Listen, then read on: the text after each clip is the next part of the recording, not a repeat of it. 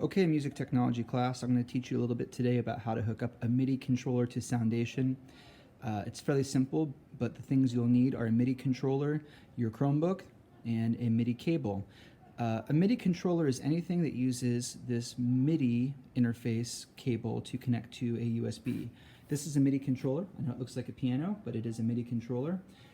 This, for example, is a MIDI controller. This launch pad, each of these buttons can be sent as a signal to the computer to do something different, just like each of these keys can be sent as a signal to do something different.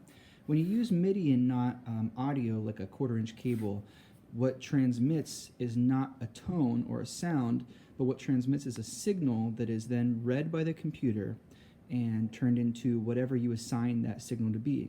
And you can assign that signal to be a synthesizer or a drum set or whatever, a number of different settings that are stored on your computer.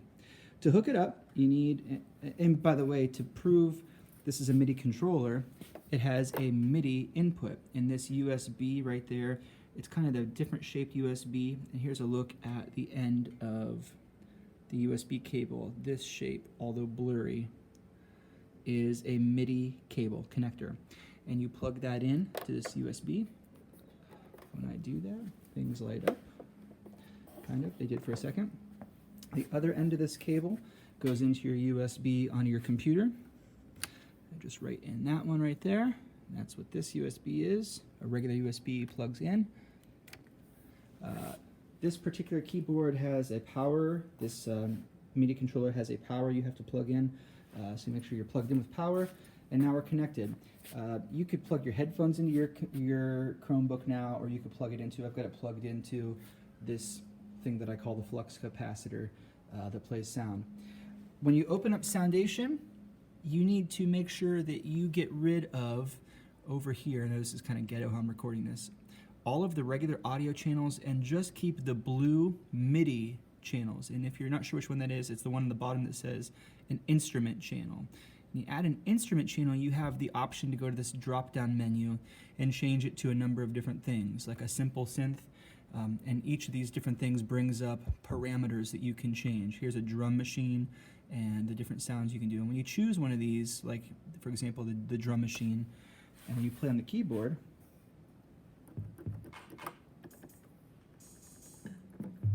these first 8 keys over here do a bunch of different sounds. You can change what kind of a kit you use by going to these presets and choosing different sounds. And when you do that,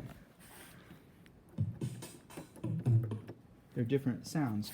Over here you can change your synthesizer to something different. I've been really messing around with this one.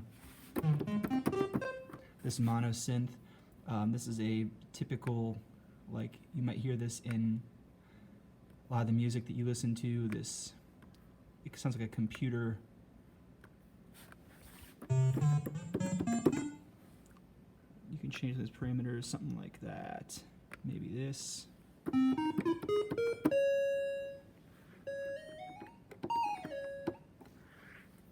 And you can mess with all the settings to make it whatever you want. And that's kind of what half the fun of this is.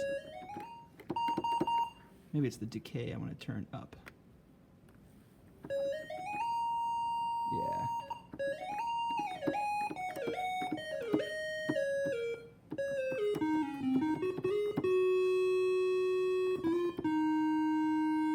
Those are some of the sounds you hear.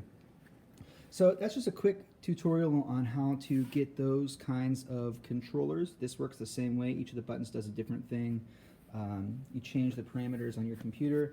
You could do a whole setup of different sounds on the left channel and have them going at different times and record them. You can record right into here by pressing the record button. And now it's rolling. And I can go back and record my thing.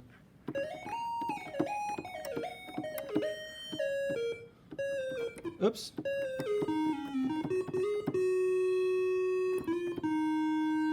And press stop recording. And it's actually cool if you can see that. It actually puts the blips in there like you would have recorded this in the piano roll that we did in prior lessons. When you play it back, we should hear it.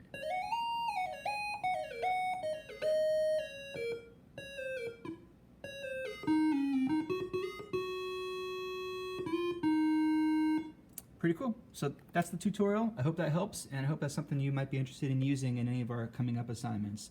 We're not going to make this an actual assignment, just as a trick that you can use as a tool to enjoy recording your music, or maybe reach some things that you wouldn't have been able to create before.